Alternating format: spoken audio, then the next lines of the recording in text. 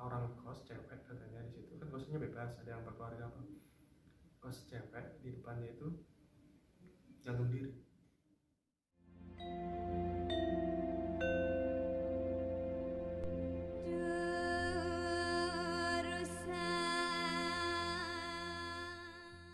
Selamat malam sobat Darwin semua. Kali ini kita apa ya?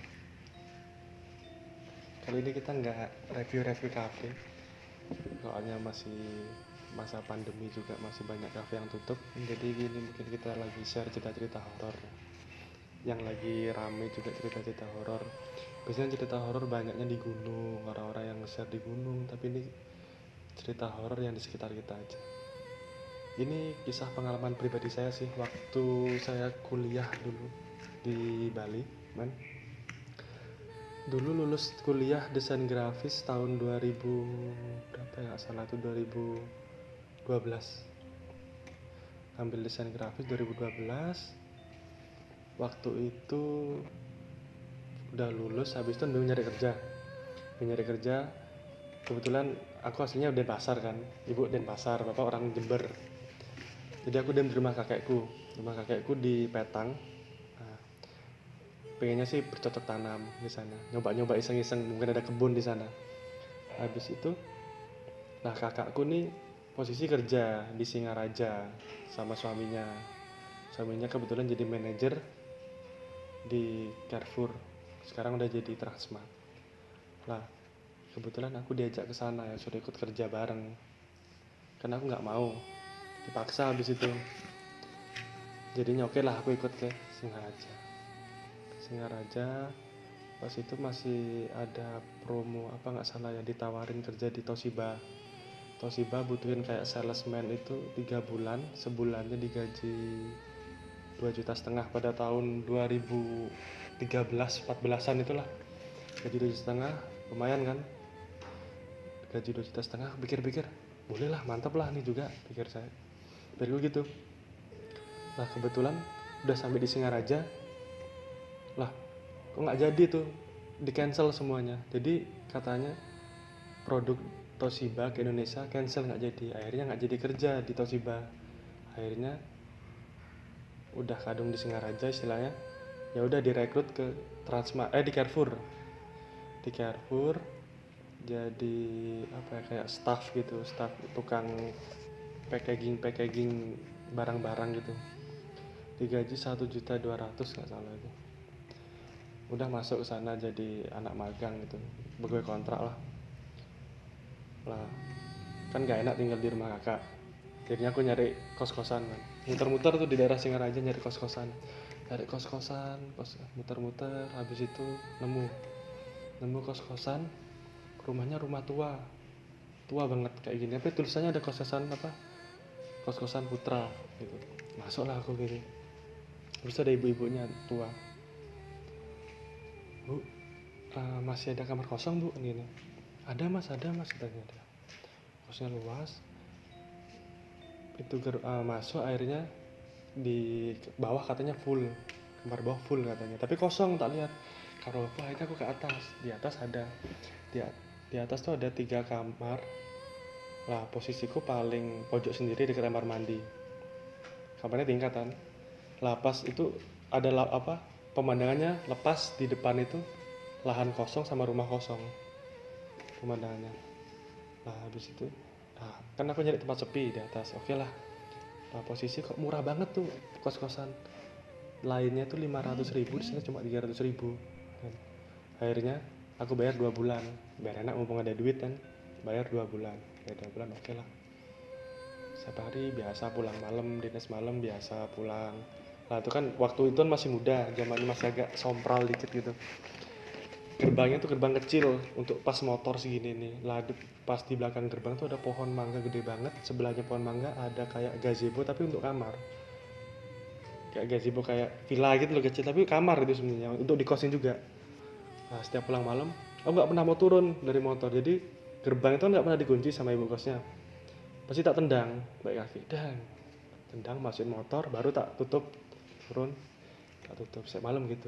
Nah pada malam hari itu di tangga tuh kan, aku kalau nggak salah jam 1-an itu, jam 12 atau jam 1 itu, ada orang jalan di tangga, tak tak tak tak tak tak, cuek aku lah biasa, paling ibu kos ngecek paling gitu biasa. Ya udah, nggak ada hal-hal negatif apa tuh, ngerasain nggak ada. Nah habis itu besoknya aku kerja seperti biasa, kerja kalau nggak salah tuh dinas malam paginya. Pas turun ke bawah dipanggil ibu kosnya, mas minta tolong sini mas, katanya dia, ibu mau masang figura foto, katanya dia. Oke lah, masuk aku ke kamarnya, ke ruang tamunya itu banyak foto-foto tua-tua gitu. Kan aku nanya, ibu anaknya ibu kemana gini. Oh anak ibu kerja jauh semuanya gini. Lah suaminya ibu udah meninggal lama, katanya dia. Biasa lah itu, karena aku nanya tuh, ibu semalam ke atas ya, ke tangga ya gini.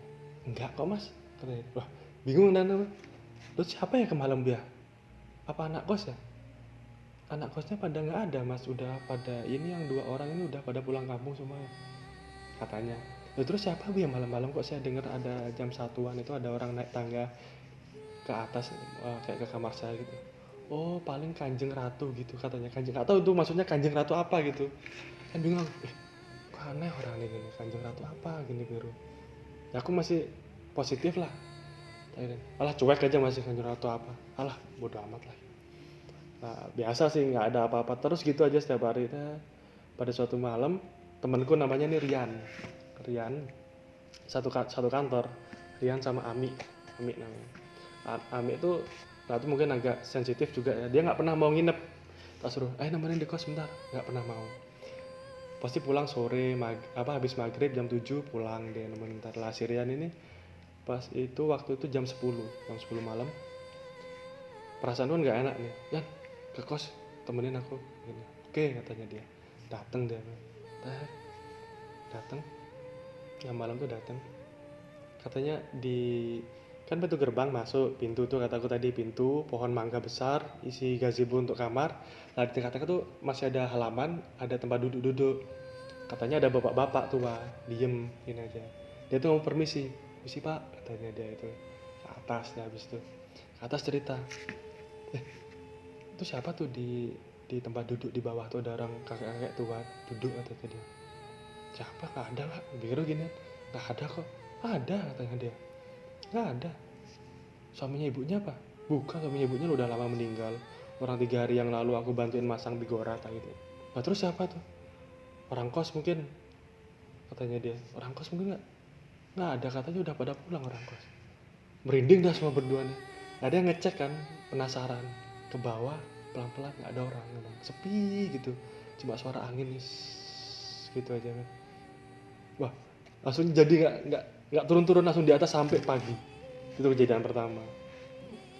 Habis itu lama-lama, pas waktu kerja kan udah mulai gak enak nih perasaan, kok aneh kosannya. Katanya ibunya ada yang kos di bawah, katanya pulang kampung, tapi gue gak pernah pulang-pulang hampir sebulan kan, aku kos 2 bulan. Nah sebulan berlalu, udah hampir 2 bulan, bulan ke depan lagi kok gak ada yang kos, kok sepi banget. Ini cuma sendiri, aslinya yang kosnya cuma aku sendirian, tau lah. Pas itu waktu itu masih senengnya nge-gym kan, ada nama temanku juga satu kantor namanya Agus Tompel. Panggil Agus Tompel, ada tompelnya soalnya.